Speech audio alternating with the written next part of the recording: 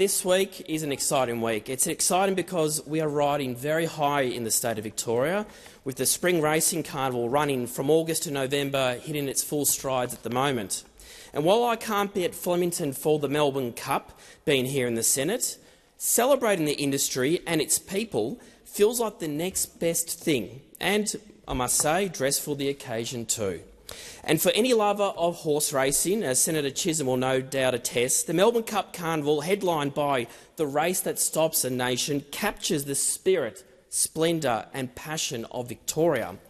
But it's not all about the horses, the jockeys, the trainers, the fast finishers and the fashion. It's about the people, the communities and the enormous work that brings the carnival and the wider industry to life every single year. Victoria's thoroughbred racing industry delivers a remarkable $3.8 billion in economic benefit each year, with $1.8 billion flowing directly into regional areas. Last year's Melbourne Cup Carnival delivered a record $502 million economic benefit to Victoria. That's 81 cents of every dollar spent, while contributing over $1 billion nationally. Across the 4 days, the carnival drew more than 285,000 visitors, with 45% of general admission ticket holders aged under the age of 35, and 20,000 of these people, of the 285,000, were from overseas. These figures highlight that the carnival is a powerful economic engine for Victoria and our nation. More broadly, the Victorian racing industry supports 25,000 full-time equivalent jobs and involves over 65,000 racehorse owners, many in regional parts. Across the state, 67 racetracks host more than 530 racing meetings each year, with over 75% taking place in regional and country areas. Events like the 26 Country Cup meetings see small towns like Dunkeld swell from 600 to 10,000 people on Cup Day. These race days form the beating heart of many regional towns across Victoria, driving local businesses and tourism. Nationally, thoroughbred racing generates $9.5 billion a year, supports 75,000 full-time jobs and involves more than 140,000 racehorse owners. The carnival also highlights the sport's international prestige, attracting horses from the USA, England, Ireland, France, Germany, Japan and New Zealand.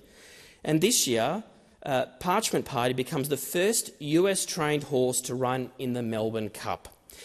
Equally important is the significant work being done in equine welfare. Now, since the introduction of 41 new safety measures back in 2021, the Melbourne Cup has recorded no significant injuries, setting a global benchmark for equine welfare and safety. Since 2017, Racing Victoria's prize money contribution, now at 2%, has enabled an investment of $44 million in welfare programs. Through its 2023-27 Equine Welfare Strategic Plan, Racing Victoria addresses 7 focus areas, including physical and behavioural welfare, traceability and life after racing.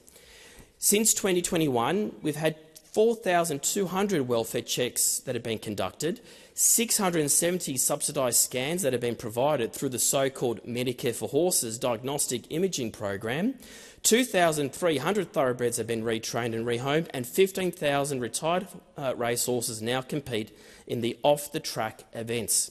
These programs reflect Victoria's leadership in horse care and integrity. This is a whole-of-industry effort with trainers, owners, breeders, vets and Racing Victoria all working together to ensure every horse receives the care and protection it deserves, and that is why I am proud to celebrate this vital industry, one that sustains jobs, connects communities, drives economic growth and showcases Victoria and the nation to the world. The Spring Racing Carnival isn't just a celebration of competition and tradition, it's a celebration of the people, the places, the horses that embody Victoria's spirit of excellence, care and community pride. And as the Melbourne Cup Carnival thunders down the home straight, I can only say this, that if Parliament had a photo finish, I reckon we all know which chamber would be first past the post.